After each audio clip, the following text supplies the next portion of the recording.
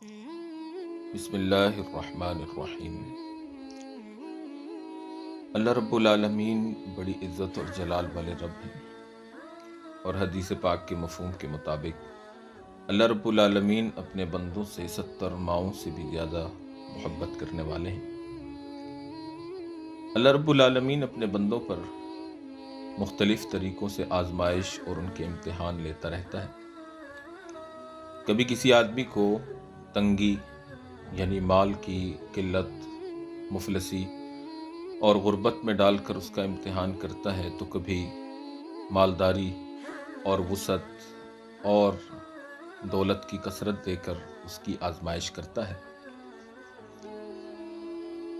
اب ہر دو صورتحال کے اندر بندے کی صورتحال یہ ہونی چاہیے کہ اگر نعمت موجود ہے اور خوشحالی ہے اور فراخی ہے، تو اس بندے کا کام یہ بنتا ہے کہ یہ اللہ کی شکر گزاری میں اپنا وقت گزارے، اور اگر تنگی ہے، مفلسی ہے، افلاس ہے، غربت ہے، پریشانی ہے، تو اس بندے کا کام بنتا ہے کہ اللہ رب العالمین کی نعمت نہ ملنے پر اور اس امتحان پر صبر سے کام لے۔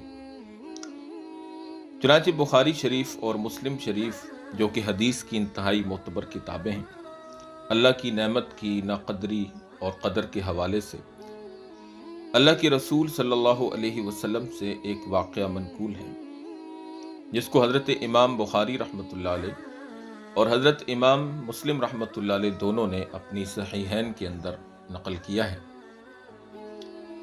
چنانچہ بنی اسرائیل کے 3 آدمی تھے، ان میں ایک آدمی برس کا مریض تھا۔ اس کے پاس ایک آدمی نے آ کر کہا، بھائی کیا آپ کو کوئی پریشانی ہے؟ اس نے کہا، میں کون سی پریشانی آپ کو بتاؤں؟ ایک تو برس کا مریض ہوں جس کی وجہ سے لوگ میری شکل تک دیکھنا بھی گوارا نہیں کرتے، اور دوسرا رزق کی بڑی تنگی ہے۔ اس آدمی نے کہا، اچھا، اللہ تعالیٰ آپ کی بیماری بھی دور کر دے اور آپ کو رزق بھی برکت والا عطا کرے۔ نتیجہ یہ نکلا کہ اللہ تعالیٰ نے اس کی بیماری بھی دور کر دی، اور اللہ جل شانہ نے اسے ایک اونٹنی عطا فرمائی۔ اس اونٹنی کی نسل اتنی بڑی کہ وہ ہزاروں اونٹوں اور اونٹنیوں کے ریوڑ کا مالک بن گیا، جس کی وجہ سے وہ بہت امیر کبیر آدمی بن گیا اور اپنی رہائش کے لیے بڑے عالی شان اور اونچے محلات بنا لیے۔ دوسرا آدمی گنجا تھا۔ وہ آدمی اس گنجے کے پاس آیا اور پوچھا کہ کیا تمہاری کوئی پریشانی ہے؟ اس نے کہا، جناب میرے سر پر تو بال ہی موجود نہیں، جس کے پاس بیٹھوں وہی میرا مذاق کرتا ہے، جو کاروبار کرتا ہوں وہ ٹھیک سے چلتا نہیں۔ اس نے کہا، اچھا، اللہ تعالیٰ مجھے سر پر خوبصورت بال عطا کر دے۔ تو اس آدمی نے، جو اس کے پاس آیا تھا، جو در حقیقت ایک فرشتہ تھا اور ان بندوں کی آزمائش کے لیے بھیجا گیا تھا، انہوں نے کہا، اللہ تجھے سر پر خوبصورت بال بھی عطا فرمائے اور تجھے اللہ تعالیٰ رزق بھی عطا کر دے۔ چنانچہ اللہ جل شانہ نے اسے ایک گائے عطا کی۔ اس گائے کی نسل اتنی بڑی کہ وہ ہزاروں گایوں کی ریوڑ کا مالک بن گیا، وہ بھی انتہائی اونچے، شاندار اور عالی شان محلات میں ٹھاٹ باٹ کی زندگی گزارنے لگ گیا۔ تیسرا آدمی اندھا تھا۔ وہ آدمی یعنی جو فرشتہ تھا، اس اندھے آدمی کے پاس گیا اور اس سے پوچھا، بھائی آپ کو تو کوئی پریشانی نہیں ہے؟ اس نے کہا، جناب میں تو در بدر کی ٹھوکریں کھاتا ہوں، لوگوں کے گھروں سے جا کر مانگتا ہوں اور ہاتھ پھیلاتا ہوں، میری بھی کوئی زندگی ہے؟ ٹکڑے مانگ مانگ کر کھاتا پھرتا ہوں، میں نہ اپنی ماں کو دیکھ سکتا ہوں اور نہ باپ کو، اس کے علاوہ رزق کی تنگی بھی ہے۔ اس آدمی نے اس کی بینائی کے لیے اور رزق کی فراخی کے لیے دعا کر دی۔ اللہ تعالیٰ جل شانہ نے اسے بینائی بھی عطا کر دی اور اس کو ایک بکری دی۔ اس بکری کا ریوڑ اتنا بڑا کہ وہ ہزاروں بکریوں کا مالک بن گیا۔ اسی طرح وہ بھی عالی شان محلات میں عزت اور شان کی زندگی گزارنے لگا۔ کئی سالوں کے بعد وہ تینوں اپنے اپنے وقت کے خوب مالدار آدمی بن گئے۔ کافی عرصہ گزرنے کے بعد وہی آدمی پہلے آدمی کے پاس آیا اور اس نے اس سے کہا، میں ایک محتاج ہوں، اللہ کے نام پر مانگنے کے لیے آیا ہوں، اسی اللہ نے آپ کو سب کچھ دیا، آپ کے پاس تو کچھ بھی نہیں تھا، آج اتنا کچھ آپ کے پاس ہے، آپ اس میں سے اسی اللہ کے نام پر مجھے بھی کچھ عطا کر دیں۔ جب اس نے سنا کہ تمہارے پاس کچھ بھی نہیں تھا تو اس کا پارا چڑھ گیا، غصے میں آ گیا اور کہنے لگا، ذلیل قسم کے لوگ مانگنے کے لیے آ جاتے ہیں، خبردار ایسی بات نہ کرنا۔ मैं खुद अमीर, मेरा बाप भी अमीर, मेरा दादा भी अमीर, हम तो नस्ल दर नस्ल जद्दी पुश्ती अमीर लोग हैं। तुम कौन हो बात करने वाले कि तुम्हारे पास कुछ भी नहीं था? चलो जाओ यहाँ से, वरना मैं तुम्हें जूते लगवाऊंगा। चुनांचे उसने कहा, अच्छा मियाँ, नाराज ना होना, तुम जैसे थे अल्लाह तुम्हें वैसा ही कर दे। ये कहकर वो वहां से चला गया तो उसके जानवरों में एक बीमारी पड़ गई और उसके सब के सब ऊंट वगैरह मर गए और बर्स की बीमारी भी दोबारा लग गई और वो उसी हालत पर लौट आया जैसा वो पहले था। इसके बाद वो शख्स दूसरे आदमी के पास गया और उससे कहा कि मैं मोहताज हूं, मैं उसी अल्लाह के नाम पर मांगने आया हूं जिसने आपको सब कुछ दिया। आपके पास तो कुछ भी नहीं था, आज इतना कुछ है। जब उसने ये बात सुनी तो वो बहुत गुस्से में आ गया। कहने लगा, तुम तो मुफ्त खोरे हो, हमने कमा कर इतना कुछ बनाया है।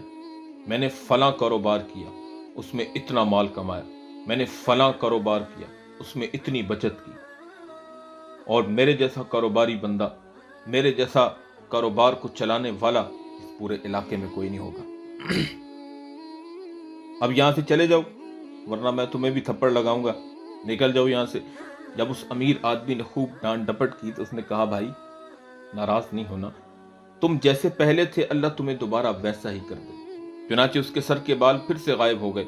अल्लाह रब्बुल इज्जत ने उसकी गायों के अंदर एक ऐसी बीमारी पैदा कर दी जिससे सब की सब गायें मर गईं। इसी तरह वो जैसा पहले था फिर वैसा ही बन गया।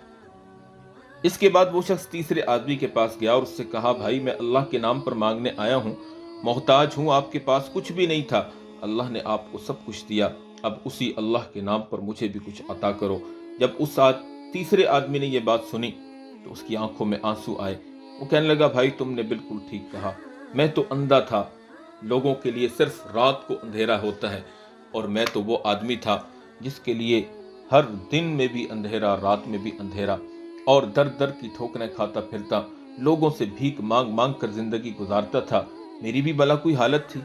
फिर कोई अल्लाह का बंदा आया, उसने मुझे दुआ दी, अल्लाह ने मुझे मेरी बीनाई भी वापस कर दी और इतना रिस्क भी मुझे अता कर दिया कि आज मैं एक अच्छा खासा खाता पीता मालदार आदमी। आज आप उसी अल्लाह के नाम पर मांगने के लिए आए हैं? तो भाई इन दो पहाड़ों के दरमियान हजारों बकरियां फिर रही हैं, जितनी चाहो तुम अल्लाह के नाम पर ले जाओ। जब उस अमीर आदमी ने यह बात कही तो वो आदमी, जो दर हकीकत अल्लाह की तरफ से एक फरिश्ता था और इन तीनों आदमियों की आजमाइश के लिए आया था, वो कहने लगा, मुबारक हो, मैं तो अल्लाह का फरिश्ता हूं, अल्लाह ने मुझे तुम तीन बंदों की तरफ आजमाइश बनाकर भेजा था। दो तो अपनी बुनियाद भूल गए, मगर तुमने अपनी बुनियाद को याद रखा।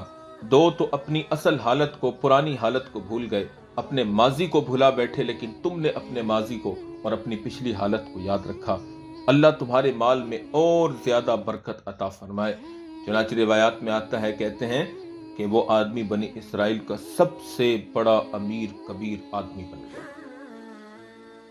तो मेरे अजीज भाइयों, दोस्तों, बुजुर्गों, मोहतरम मुअज्जम मुकर्रम माओ बहनों, आज हमारे पास अल्लाह की नेमतें हैं।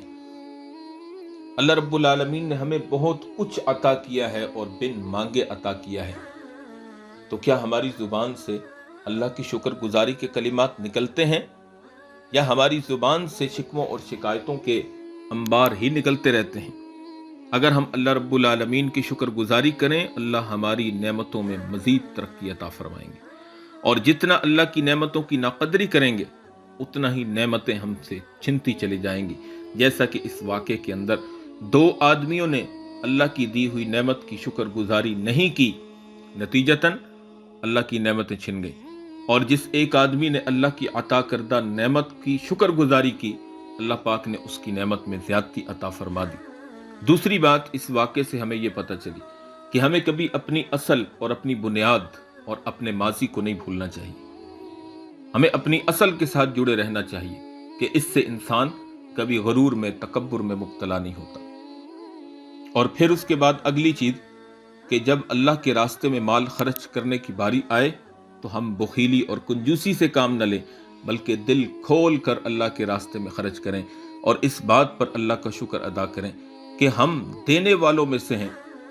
भला वो लोग भी तो अल्लाह के ही बंदे हैं जो हमारे सामने हाथ फैलाए खड़े हैं, जो किसी ज़रूरत से मेरे आपके सामने खड़े हैं।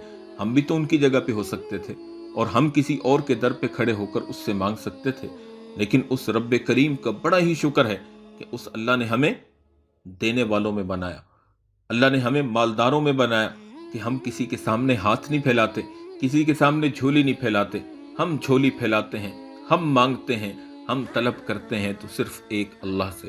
اللہ رب العالمین ہمیں اپنی نعمتوں کی شکر گزاری کرنے کی توفیق عطا فرمائے۔